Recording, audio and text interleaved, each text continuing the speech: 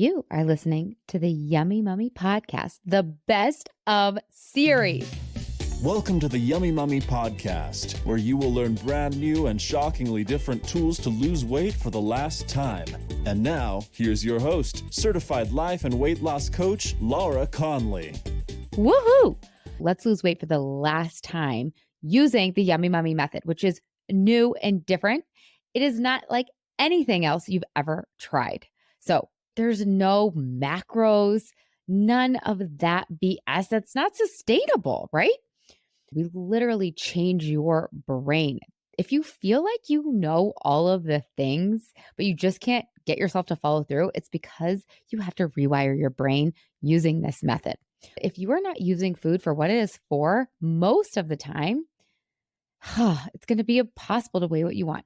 This really is the permanent solution. This is the last time. So head over to lauraconley.com, click work with me. There's even a button over there if you want to book a call and talk through your decision. Like if you're on the fence, it's no pressury, it's not slimy. It's just a fun, casual conversation that you and I get to have. So hurry on over. I love you. Have the best week ever. I do want to give you guys a disclaimer before we dive into this content. If you are an alcoholic or an addict that is currently struggling with alcohol, this may not be the show for you, okay? But if you're curious how alcohol plays a role in weight loss, this episode is for you. Can you lose weight and drink? Now, you guys remember, I think maybe a week or two ago, I was asking you guys for questions that you might have about weight loss. And I was going to dedicate an episode just to your Q&As. Now, I've done this in the past. They're super fun. But I'm going to tell you, I got a lot of questions about alcohol. So I decided to take that and do a whole episode instead of just a little tidbit. So the first question that a lot of you guys have, basically, it dumbs down to, can you lose weight and drink? Right? Don't you have that question? So much advice that's out there is about not drinking at all, or like drinking one glass of wine a month. So many diets recommend cutting it completely. Now, that's great if that's what you want to do. Like, I'm all for it if that's what you want. But for most people, it's too much. It's not sustainable to cut, let's say, sugar and flour and alcohol, right? We are going to send ourselves into physiological over restriction, and it's just not going to work. We're going to create too much of an over desire, and then we're going to create overeating and over drinking, which then creates more over restriction, more over desire, more overeating and over drinking. So if you know me by now, you know I recommend figuring out what works for you. Now, your diet brain is going to hate that I say this. Your diet brain is not going to like, oh, let's just figure out what works for you. Your diet brain wants to know, no, Laura, tell me exactly what to do. Tell me exactly how many drinks to have and what nights to have them. And I promise I'll follow through on that. No, you freaking won't. We all know that you've been on 17 different diets and there's been hard and fast rules and you have followed them. Yeah, for like 3 weeks or 3 months, but then eventually you don't. So you have to be the one that creates the rules. I teach you exactly how to create rules. I teach you exactly how to figure out what works for you. I'm going to do a little bit of that on the episode, but inside the Yummy Mummy experience, we go into great depth on exactly how to do it. Like the scientific method, you create a hypothesis. Hey, if I eat this way, I will lose weight for the last time, right? And then we go out and we test it. We collect data. We go back. We look, is this working? Is what we set out to do happening? Test, retest, test, retest. So we do the same thing with alcohol. We decide, what kind of rules might I want to have around alcohol so that I can support the life that I want? All of my clients have different protocols. I just want to say that. All of my clients have different ways of eating and drinking so that they can live the life that they want and so that they can weigh what they want to weigh. So you guys, I sidestep for a second, but let's get back to that question. Like, can you lose weight for the last time and drink alcohol? The short answer is 100% yes. In my opinion, from what I've seen inside my practice, most people can lose weight for the last time and still drink alcohol. Now, can you lose weight for the last time and drink 4 margaritas that are like packed with sour mix and sugar every single night? No. You cannot drink like 3 Manhattans every night and lose weight. Or like, let's take it back to Carrie Bradshaw days. You cannot drink like 4 Cosmos every night and lose weight for the last time. No, absolutely not. But can you have a glass of wine every night and lose weight? Most likely, yes. Can you have a glass of wine on a Wednesday and then 3 vodka sodas on a Friday and 3 beers on a Saturday and lose weight for the last time? Most likely, yes. The 8 drinks that you are having each week are not the problem, or maybe the 4 drinks that you're having, or maybe if you're like some of my friends, the 12 drinks that you're having per week is really those drinks, unless they're full of sugar, like a margarita or a daiquiri or a cosmopolitan or like a lemon drop. The red wine that you're having, the couple beers you're having, they are not the problem. Alcohol becomes a problem when we use it as an excuse to eat. I'm going to repeat that, as an excuse to eat and to eat crap food. You guys think when you drink alcohol that you can't say no. You think, oh, well, I've had 3 glasses of wine, so I can't say no to the chocolate. That's a lie. You can totally say no. Is it a little harder to say no after 3 glasses of wine? Yes, I'll give it to you. But is it impossible? Absolutely not. Okay, so let's say, for example, you have 2 glasses of wine. And then you start with the popcorn, right? It's the popcorn that's the problem. This is why alcohol is a problem, because you have thoughts that when you drink alcohol that you can't say no to the popcorn. You totally can say no to the popcorn. Alcohol becomes a problem when you're hungover and you use your hangover as an excuse to eat a burrito or a double cheeseburger and a milkshake and a, I don't know, side of fries. And then you ate the burrito for breakfast, so who cares what you're having for dinner? Anyways, you guys might as well just order pizza, right? Alcohol is not the actual problem.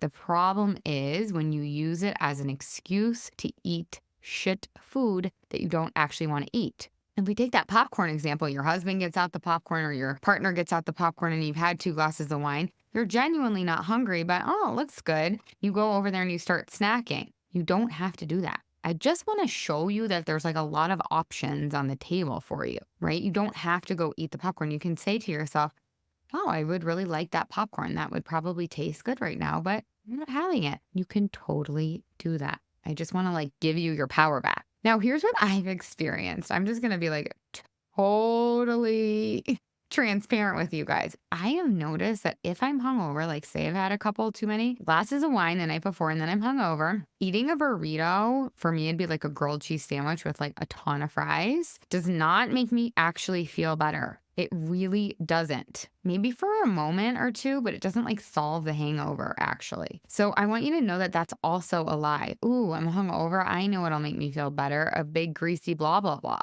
So I've tested it and now I eat a salad. And I'm telling you, I actually feel better when I put healthy, nutritious food in my body when I'm hungover. Or, and I'll give it to you, I feel the same. Okay, so take me, I'm hungover, I eat a grilled cheese. Me, I'm hungover, I eat a salad. I feel the same sense of shittiness after eating both of those foods. Now, most of the time I actually, like I said, I feel better when I eat like a big yummy bowl or something that really has a lot of nourishment. Okay, so I want you to challenge that. And okay, let's even say that for you, a burrito makes you feel better and eating the chickpea bowl or whatever, the Mediterranean bowl makes you feel worse. It doesn't have enough grease. It doesn't give you that relief. Okay, who cares?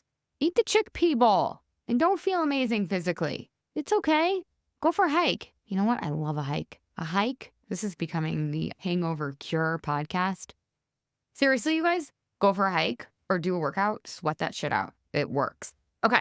So I really want to implore to you guys that alcohol itself, and maybe you do want to stop drinking or you want to lower the amount of intake. And we are going to get to that. We are going to talk about that. I really need you to know that we just use alcohol as an excuse to eat and then we overeat and then we're overweight because of that. Most likely it's really not the alcohol. Okay, you guys. So again, I just want you to know that it doesn't have to be all or nothing, right? I want you to know you have a lot of options when you're hungover, when you go out on a Saturday night, when you're feeling tired at the end of the day and you just want a breather. You have a lot of options. You can drink. You can not drink. You can take a bath. You can get hungover. You can eat a burrito when you're hungover. You don't have to eat a burrito when you're hungover. You can eat a bowl, right? So many options on the tables. You not have to be married to your belief system and your habits.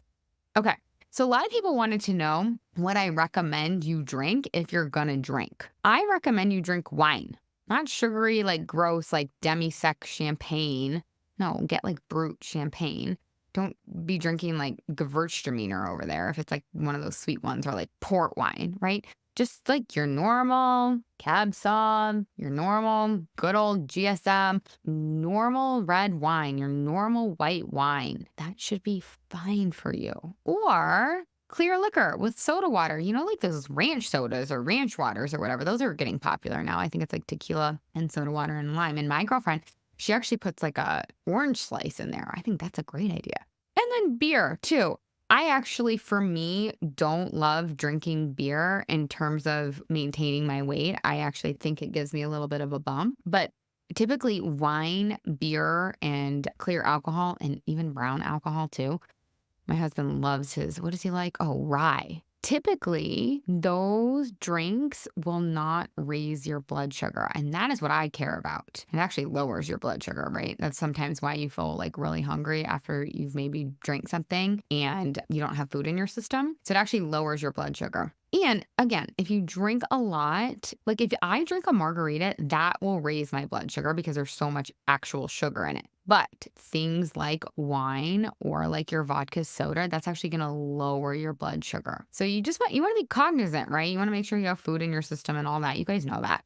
But what I care about, right? The reason, if we go back to breaking up with sugar and flour, the reason I recommend you break up with sugar and flour is because it raises your blood sugar. And when your blood sugar is elevated, or when you spike your blood sugar, it cues your body to spike insulin, and insulin then cues the storage of fat and the blockage of the release of the current fat on your body. Okay. So I think that people think that alcohol is a bigger problem than it is. And I think I told you guys this, I'm going to have my best friend in the whole wide world on this podcast because she was a yummy mummy. Oh my God, she's crushing it. She just keeps like losing more and more weight. And she's like, I'm already past my goal. But she keeps saying she wants to come on the podcast and talk about how she had this block for so long. She never even attempted to lose weight, you guys, because she was like, well, I'm not going to give up drinking.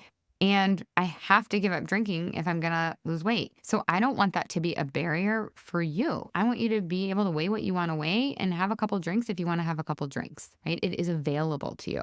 So what if you do want to cut back on the amount that you drink? You feel like this is too much. This is not in alignment with what I want to create. This is not giving me a net positive. Instead, this is giving me a net negative. You guys know I love that question for any activity that you're doing in your life, anything that you're doing in your life.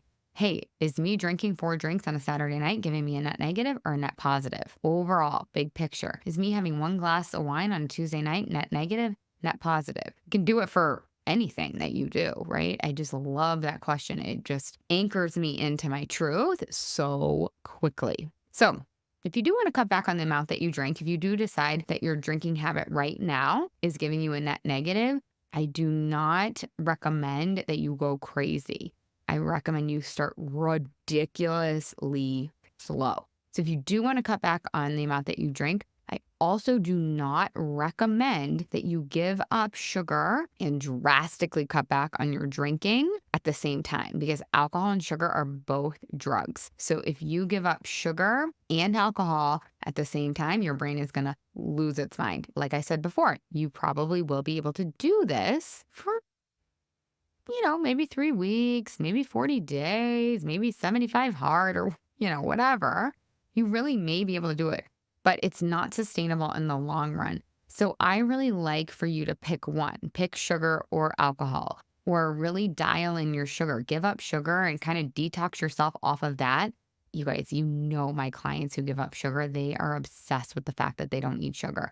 They don't even want it anymore. I teach them how to decondition that desire, that over desire for sugar. So this is for you if you're like, I'm ready. I'm really ready. I don't want you guys doing 7 things at once. I don't want you to give up your Netflix habit and your Amazon shopping habit and your sugar and the alcohol all at once. So if you decide, you know what, I am drinking a little bit too much and I want to scale it back, very, very, very slowly. So that could look like maybe right now you're drinking 2 glasses of red wine every night. So what I would have you do is drink 2 glasses of red wine 5 of the 7 days of the week so that your brain can get on board. And don't do 2 days back to back. You want it to be like ridiculously slow, like on a scale of 1 to 10. When you think about, okay, these are going to be my rules around alcohol, I want you to think it's about an 8 or a 9 in terms of ease, in terms of your ability to follow it. So how do you create rules around your drinking? Like I said, you got to be willing to start really, really small. So the first, and now this is going to sound like it's kind of backwards,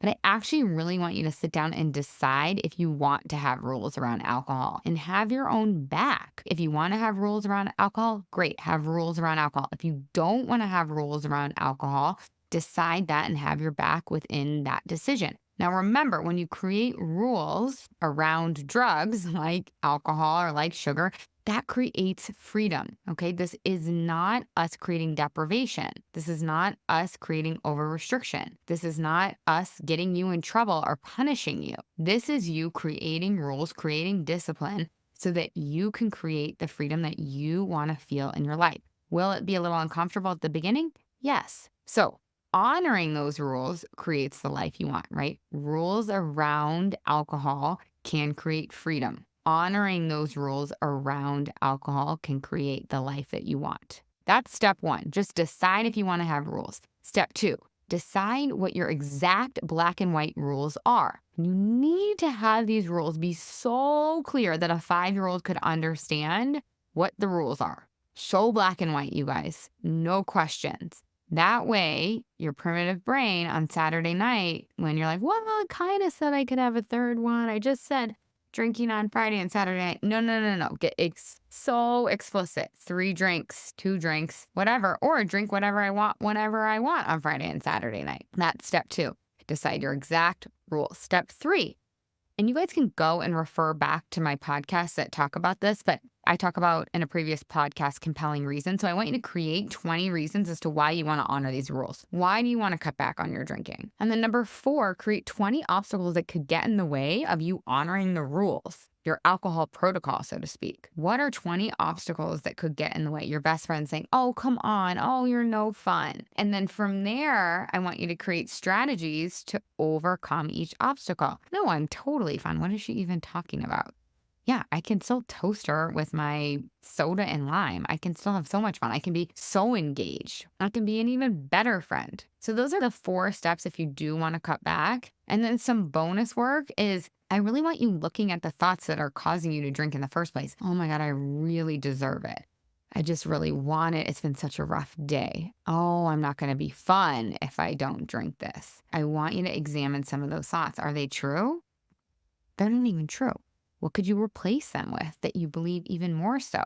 I also love the hack of really think about how you want to feel the next day or when you get home from the event or when you're going to bed. How do you want to feel? One word. This is really going to help you so that you can honor your word. I love this hack. Oh yeah, I want to feel energized and light and alive tomorrow. 2 glasses of wine is perfect for me tonight. It's also really helpful, you guys, if you do get hungover, to remember that you chose this. So say you decide, okay, Saturday night, I'm allowed to have 3 beers. And then the next day you do feel a little hungover. I don't want you to beat yourself up. You chose this. You chose to have 3 beers. I'm not saying you don't change your behavior in the future, but if you're beating yourself up, you won't change anything. Just notice like, oh, wow, I totally chose to have this hangover. It's so much more empowering, right? And just understand that you can look at it as a data point, as good information, and you can take that information to move forward as you evolve. And then lastly, don't change your rules for at least 2 weeks, and don't change it to make it harder. If your rule is 2 glasses of wine every night or 3 glasses of wine on Thursday, Friday, and Saturday night, I don't want you changing your rules for at least 2 weeks until you have created the skill of honoring your word. First, practice honoring your word. Don't ever change it to make it harder. Just keep trying to honor the original rules that you created. And that's why I'm saying make those original rules very easy to honor. Very easy, stupid easy to honor. You're like, there's no way I can't honor this. That's how easy they should be in the beginning. And then slowly but surely, if you want to, you can update them, but not until you got 2 weeks of honoring your word. And then you can start to add on if you want to. So I really hope that this answered a lot of your questions around alcohol. Please send me any more questions you might have around alcohol. I freaking love you more than you know. Okay, bye. Hey, if you've enjoyed listening to this podcast, I would love it if you leave a rate, review, and a subscribe on whatever you're listening to this podcast in. Pretty pleased with a cherry on top. It would help me so much, and it would help all the other mamas out there hear this message. Thank you in advance. I really appreciate it. And you have to come check out the Yummy Mummy experience. It's my proven lose weight for the last time group coaching and course.